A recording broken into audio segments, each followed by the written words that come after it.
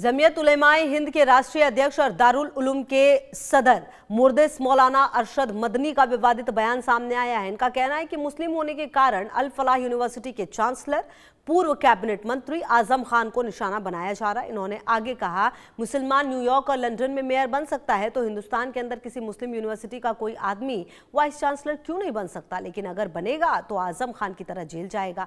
अब जरा समझिए, आजम खान कोर्ट की कार्रवाई के बाद जेल गए। अल फलाह यूनिवर्सिटी दिल्ली ब्लास्ट के बाद जांच के केंद्र में है। यहाँ के डॉक्टर उमर ने सुसाइड बॉम्ब बनाकर खुद को उड़ा लिया। इसके बाद कई तरह की और भी लिंक सामने आए और अल फलाह यूनिवर्सिटी के चेयरमैन जवाद सिद्दीकी को ईडी ने गिरफ्तार कर लिया। मदनी इनकी तरफदारी क्यों कर रहे हैं, इन्हें पीड़ित क्यों बता रहे? मदनी ने न्यूयॉर्क के चेयरमैन ममदानी की भी बात की। ममदानी की हिंदू विरोधी छवि रही और कई आपत्तिजनक बयान दे चुके हैं। सवाल यही है कि मदनी कट्टरपंथियों का साथ देते क्यों नजर आ रहे? एक रिपोर्ट दिखाते हैं आपको। अल फलाह यूनिवर्सिटी के चेयरमैन जवाद, यूनिवर्सिटी में आतंकी लिंक के बाद बवाल।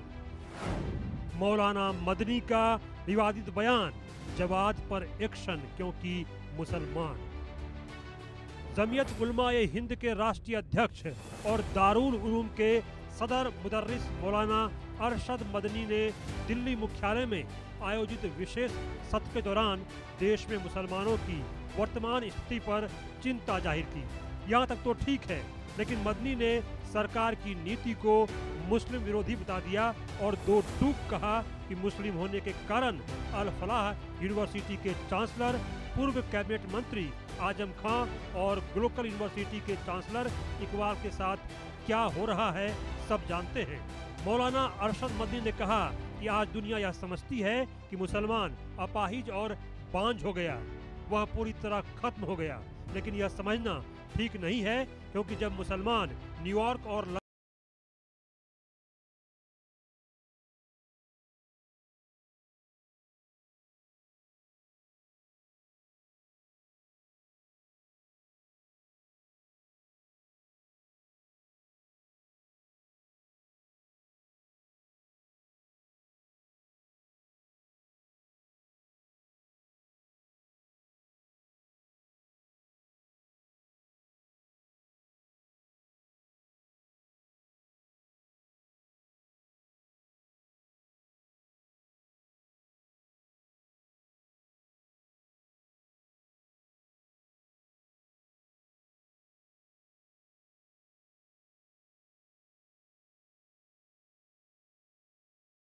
सिद्दीकी के बारे में बात कर रहे हैं। अल फलाह यूनिवर्सिटी के चेयरमैन हैं। उनकी यूनिवर्सिटी में आतंक के लिंक मिले।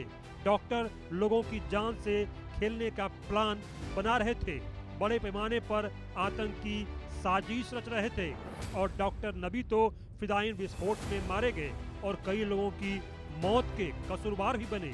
इसी तरह डॉक्टर शाहीन भी आतंकी साजिश और विस्फोटकों की बरामदगी के बाद गिरफ्तार हुई। कड़ी लंबी है और मदनी साहब अलग ही बयान दे रहे हैं।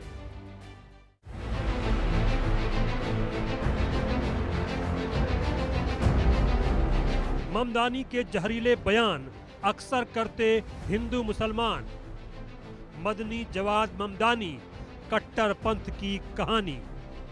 इसी तरह जिस ममदानी की बात मदनी साहब कर रहे हैं, जोहरान ममदानी की हिंदू और भारत विरोधी छवि रही है। ममदानी के पक्षपाती और नफरत भरे बयान को समझिए। जिस पीएम मोदी को भारत ही नहीं दुनिया प्यार करती है और वो तीसरी बार लोकतांत्रिक रूप से देश में सरकार चला रहे हैं, उनके लिए ममदानी ने सार्वजनिक रूप से वॉर क्रिमिनल कहकर संबोधित किया था और उन्हें 2002 के गुजरात दंगों के लिए दोषी ठहराया। यह बयान तब दिया गया जब भारत के सर्वोच्च न्यायालय ने पीएम मोदी को दंगों के संबंध में पहले ही क्लीन चिट दे दी थी। ममदानी ने दावा किया था कि गुजरात में अब कोई मुसलमान नहीं बचा है, जो कि पूरी तरह से झूठा और भड़काऊ बयान था।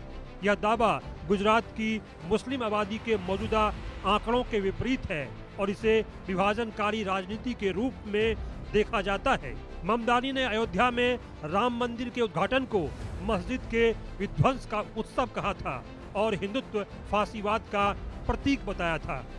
यह बयान भारत के लोकतांत्रिक और कानूनी प्रक्रिया के तहत आए सुप्रीम कोर्ट के फैसले को नकारता है और करोड़ों हिंदुओं की आस्था को ठेस पहुंचाता है।